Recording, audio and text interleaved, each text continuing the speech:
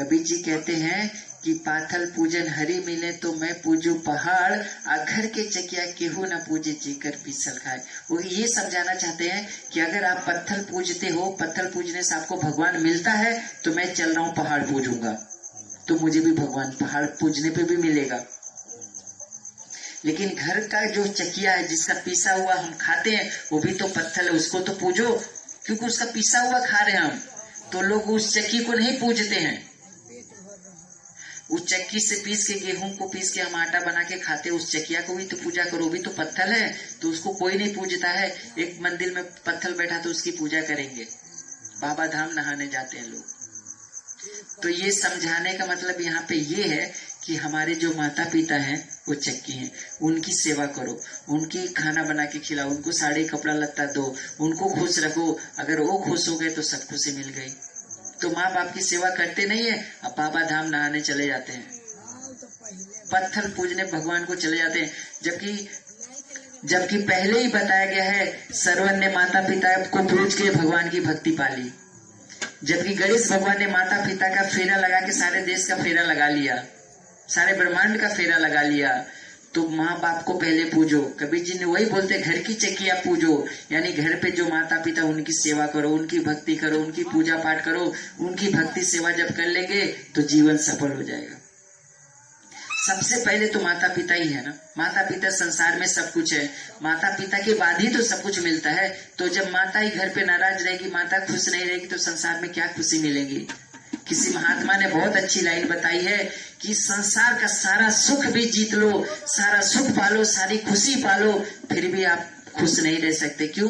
कि माँ का दिल नहीं जीता तो सारे संसार का दिल जीतकर सारे संसार का राजा बन के भी तुम हार गए, सारे संसार का सारा राज पाके भी तुम हार गए, संसार का सारा सुख पाके भी तुम हार गए, अगर तुमने माँ का दिल नहीं जीता तो। अगर तुमने माँ का दिल जीत लिया, माँ की खुशी पा गए, माँ का आशीर्वाद पा लिया, तो सारे संसार में सब कुछ पा गया। तो मेरा सलाह यही है, मेरी भक्ति यही है कि घर पे रहो, दुनिया में रहो, कहीं भी रहो, माँ बाप की सेवा करो। माँ कैसी है वो मत देखो। कहते हैं ना कि माँ बुरी है अच्छी है वो मत देखो, उसकी सेवा करो।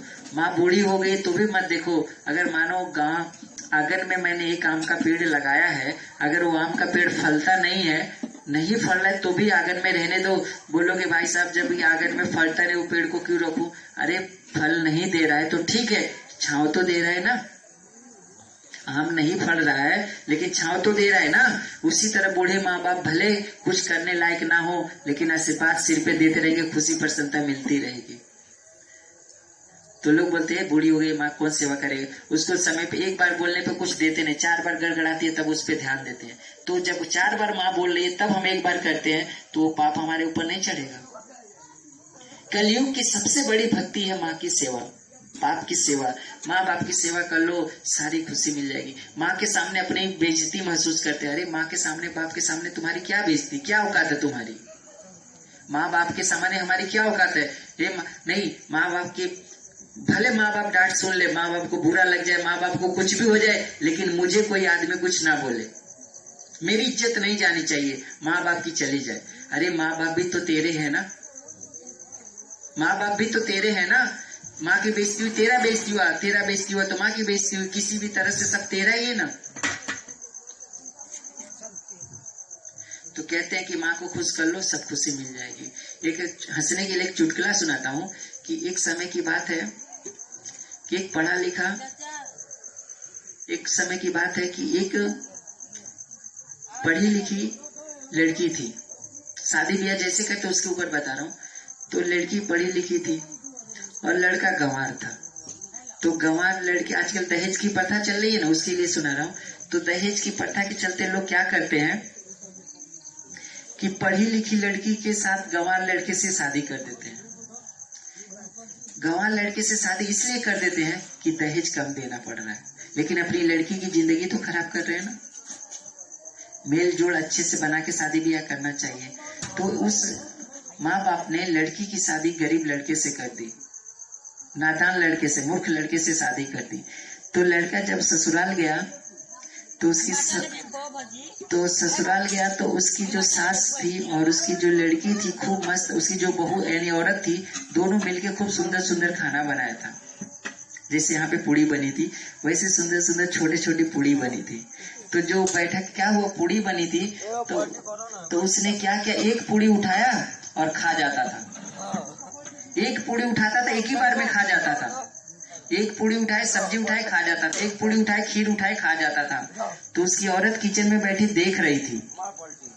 क्या देख रही थी कि मेरा पति इतना मूर्ख है कि एक पूड़ी को एक ही बार में खा जा रहा है। तो किचन से वो इशारा करती है, अरे कम से कम 2 करके खाओ, एक पूड़ी को 2 करके तो खाओ। सारी सखियां बैठी हैं, सारे गांव के लोग बैठ के देख के हंस रहे हैं, मेरी सखियां भी हंस रही हैं कि एक पूड़ी एक ही बार में खा रहा है।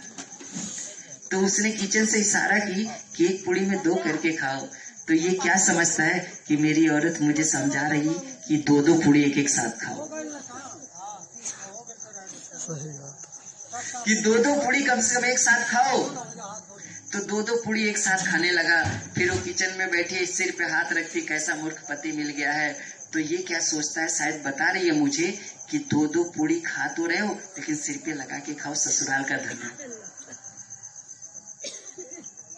तो 2 पूड़ी को उठाया और सिर पे लगाया और खाता था। तो बताओ ऐसी जब शादियां होंगी तो कैसे घर परिवार चलेगा। 11:30 होने जा रहा है, भजन कीर्तन तो हो गई, आप सब लोग को अच्छे से नींद भी आ रही है, मुझे यहाँ से समझ में भी आ रहा है। एक कहानी एक अच्छी सी और सुना देता हूँ, फिर आप लोग सो जाइए।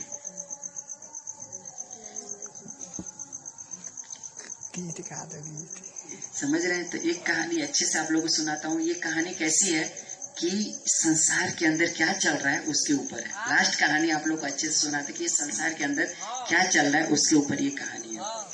शायद कभी आप लोग किसी कथा में गए होंगे तो सुना भी होगा, शायद नहीं सुना है तो आप अच्छे से समझ लीजिए। एक समय एक बहुत गरीब ब्राह्मण रहता था। तो गरीब ब्राह्मण रहता था, भगवान की पूजा पाठ करता था, रोज भोलेनाथ के मंदिर में जाता था, घंटी बजाता था, पूजा पाठ करता था। तो भगवान उसके ऊपर खुश हो गए।